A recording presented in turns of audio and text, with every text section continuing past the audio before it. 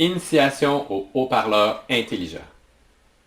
Bonjour, je suis Guillaume Dufault.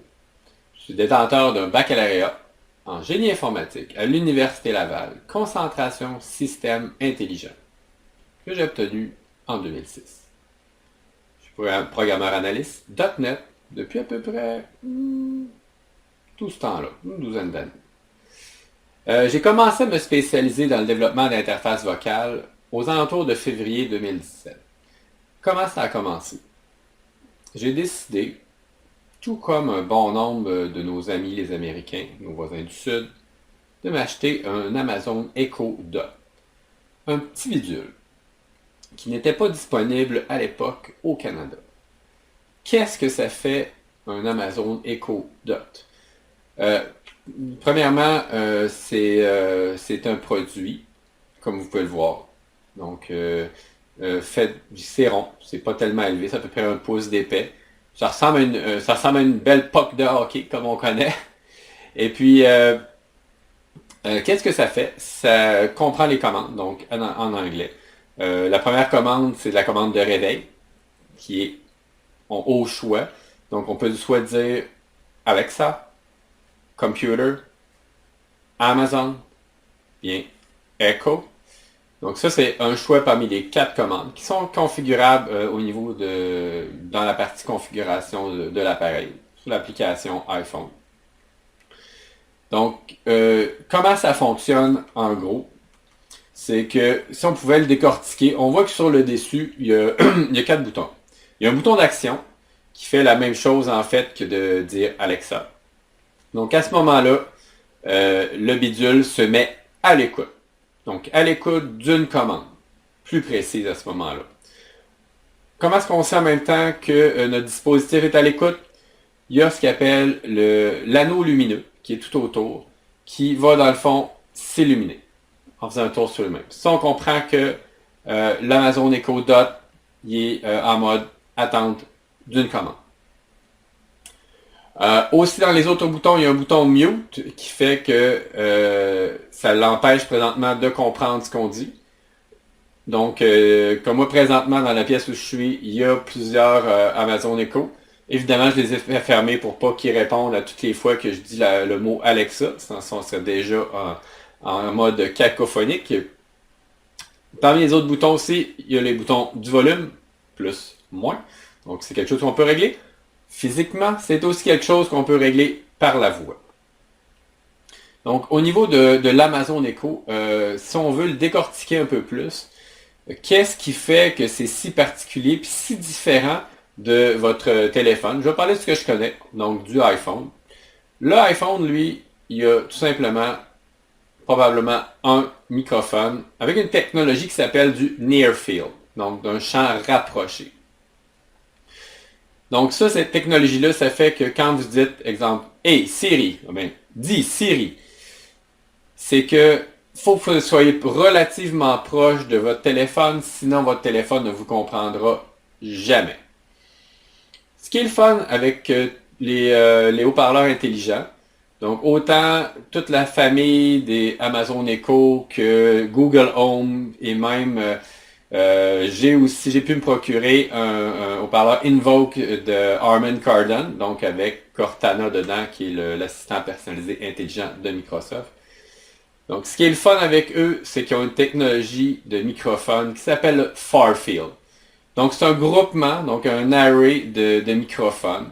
Certains en ont plus, l'Amazon Echo en a 7. Certains en ont moins, le Google Home en a 2. Mais la technologie Farfield, donc de champ éloigné, c'est que ça nous permet que dans une même pièce, ou même dans une pièce différente, donc le dispositif va être capable de nous comprendre. C'est certain que s'il y a du bruit, des fois, ça peut être plus compliqué, mais en général, il comprend bien. Donc, en fait, qu'est-ce qu'un haut-parleur intelligent? Donc, à l'intérieur de tout ça, c'est un assistant personnel intelligent, activé par la voix. C'est quelque chose qui peut contrôler plusieurs dispositifs intelligents en s'utilisant dans le fond comme système de domotique. au niveau des langages reconnus, ça peut dépendre en fait du dispositif que vous utilisez. Le Google Home comprend très bien le français. En fait, c'est le seul présentement là, qui comprend le français. Même, je dirais, même avec un accent québécois relativement prononcé, il va vous comprendre, ce qui est une belle chose. Moi, évidemment, mon premier amour, ça a été l'Amazon Echo. Donc, Alexa, les langages qu'elle comprend, c'est l'anglais, l'allemand et bientôt le japonais. Alexa, donc via l'Amazon Echo, c'est disponible aussi au Canada, mais je répète uniquement en anglais, depuis le mois de novembre, ce qui était une excellente nouvelle là, pour moi qui est lancé là-dedans. Ce qui est plaisant présentement avec les assistants personnalisés intelligents, tu as une vague qui te permet comment dire, un trend qui fait qu'on peut programmer ce qu'ils appellent des skills. Donc l'équivalent des apps, dans le monde des applications vocales, ça s'appelle des skills, soit au niveau Alexa ou Microsoft, ou au niveau Google, ils appellent ça des actions. Généralement, les langages qui sont utilisés, qui sont supportés pour faire de la programmation, Node.js, C#, Python, Ruby, mais principalement Node.js, surtout quand on parle de la programmation pour Alexa. Parce que quand on met ça dans une fonction lambda, j'y vais simplement, je ne suis pas un spécialiste AWS, c'est que c'est possible après ça que ce soit répliqué. Donc si votre application devient immensément populaire, ils vont juste répliquer les nodes et puis dans le fond, là, ça va être transparent pour l'utilisateur. Donc, de quoi aussi est capable plus précisément l'assistant personnalisé intelligent? Donc, on disait, c'est capable d'interaction vocale, c'est capable de faire jouer de la musique, vous pouvez connecter votre compte Spotify dessus. Vous pouvez gérer votre liste de to-do avec des applications même pour iPhone ou web, exemple AnyDo. Possible de streamer des podcasts, de jouer des livres audio, par exemple avec Audible, de fournir l'information en temps réel sur la météo, la circulation routière, en présupposant que vous avez seté dans votre appareil votre lieu où est-ce que vous habitez. Et par exemple, votre lieu de travail, vous pourriez dire quel est le trafic ce matin, puis il va vous répondre en vous donnant des indications. Et plein d'autres choses. En fait, l'assistant personnalisé intelligent, c'est un peu comme Siri, mais sur les stéroïdes. En passant, Siri, pas possible pour l'instant vraiment de le programmer. Le monde Apple est encore fermé de ce côté-là. Je pense qu'éventuellement, il va se réouvrir, comme il l'a fait avec les apps, mais pour l'instant, pas vraiment. Donc, ce qu'il faut savoir, c'est que comment ça marche en gros, c'est qu'il y a une partie, dans le fond, reconnaissance vocale qui se fait via, exemple, je vais parler pour l'Amazon Echo, via le service de voix Alexa. Et puis ça s'en va directement dans le cloud Amazon Web Services. Dans mon cas, exemple, j'ai traité toutes mes affaires en Virginie du Nord. Il y a un traitement du langage naturel qui se fait. Donc, et puis, éventuellement, ça débouche vers, une commande. Ça, c'est sa liste de skills qu'il y a de régler sur son Amazon Echo. Donc, quelle est la commande? Évidemment, il y a une réponse au travers. Tout ça en dans son centième de seconde. C'est extrêmement rapide. Évidemment, ça dépend de votre connexion Internet, mais le backbone pour se rendre vers la Virginie du Nord est généralement très rapide. Donc, si on parlait juste d'Alexa en chiffres, on parle de dizaines de millions de dispositifs, donc des Amazon Echo, Dot, Fire TV, Echo Show, donc des dizaines de milliers de développeurs au total. Donc des gens comme moi, comme d'autres aussi, qui font des applications vocales non rémunérées ou rémunérées, selon le cas. Une vingtaine de startups. En date de septembre 2017, il y avait 23 000 skills sur le marché. C'est énorme. Aussi, en termes d'Alexa, il y a le nombre de développeurs et de personnes, en fait, qui travaillent sur le produit. On parle de 5000 personnes, autant des développeurs, des designers, des ingénieurs, nommez-les tous.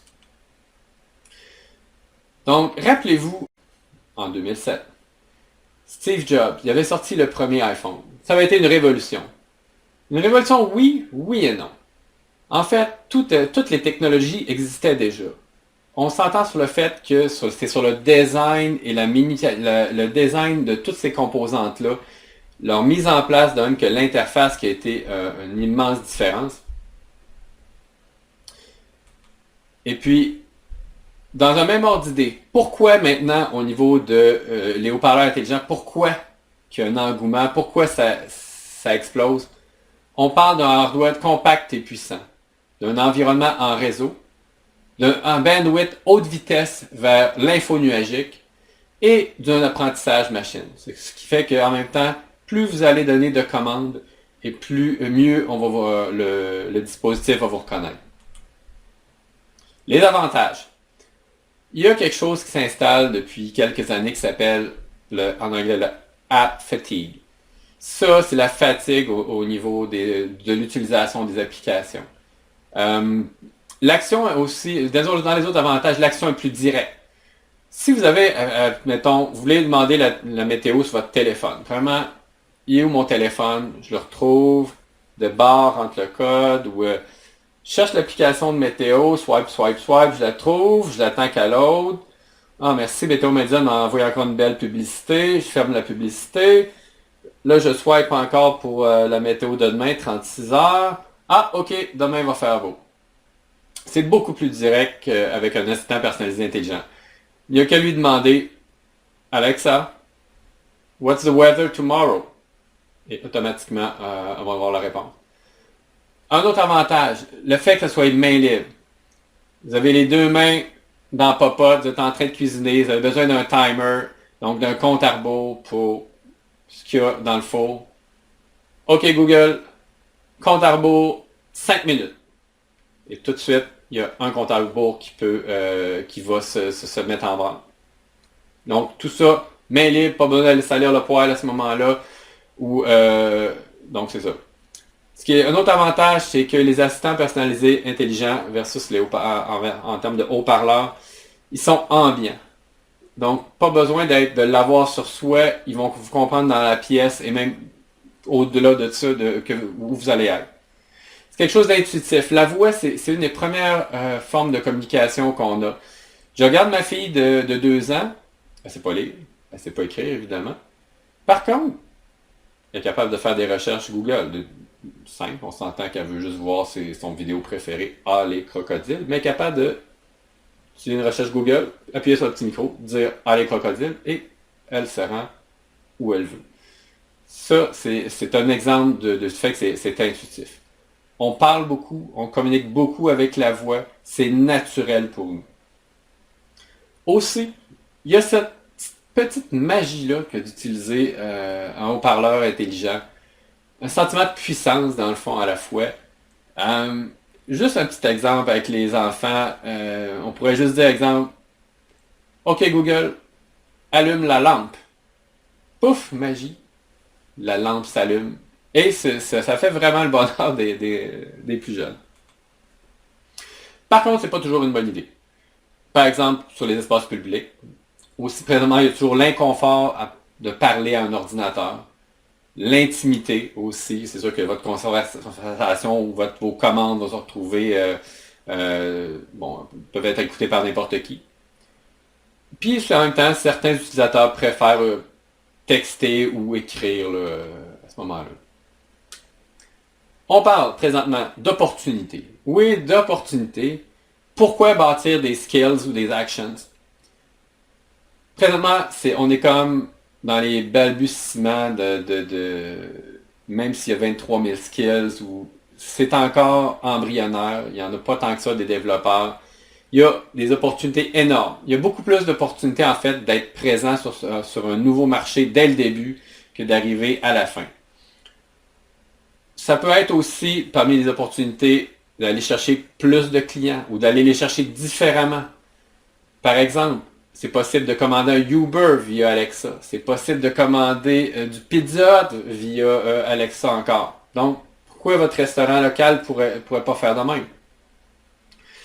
Ça peut, dans certains cas, aussi créer des expériences un peu plus engageantes avec la machine. Il y a des skills qui existent pour discuter du diabète, entre autres, pour dire vos données du matin. Une autre opportunité de gagner de l'expérience en termes de voice design. Ça, c'est un champ très prisé présentement aux États-Unis. Des gens qui peuvent gagner facilement 150, 200 000 US à faire ça. En même temps, les skills, comme je le disais tout à l'heure, ça scale dans le cloud grâce à, dans le fond, aux fonctions lambda. Et avec, normalement, vous pouvez bâtir vos skills, c'est gratuit. Là. En même temps, non seulement c'est gratuit, mais pour le hosting est gratuit. De la minute que vous en avez une de publier, autant Amazon que Google, si vous hostez sur leur serveur, ils vont vous donner des crédits pour que vous puissiez les utiliser, puis que ultimement, à moins d'avoir une skill infiniment populaire, ça va être gratuit. Puis si jamais tellement populaire, ça veut dire qu'en quelque part, vous allez faire de l'argent avec d'une manière ou d'une autre. On parle toujours d'opportunités, donc de domotique, de contrôler une lampe, le thermostat, le fan, de contrôler aussi d'autres trucs avec l'Internet des objets. On parle de se connecter sur un Arduino, sur un Raspberry Pi. Autant au niveau du transport, de la santé. J'ai parlé un petit peu d'applications pour le diabète tantôt. Il y en a d'autres. Au niveau des banques, donc il y aurait possibilité, par exemple, de demander votre solde de carte de crédit en supposant que vous ayez linké votre compte avec votre banque. Commerce en ligne, assurance pour les soumissions, traduction, professionnel, j'en ai parlé tantôt, donc d'être voice designer. En fait, the sky is the limit. Pour le design d'interface vocale, eh oui, il y a certains principes qui existent. Soyez bref. Faites des produits de qualité, faites de la gestion des erreurs. Au niveau, soyez pertinent aussi, utilisez le contexte si c'est possible. La manière, soyez clair. Donc, c'est tout pour aujourd'hui. C'est une première introduction aux assistants personnalisés intelligents et aux haut-parleurs intelligents. Je vous remercie beaucoup et à la prochaine.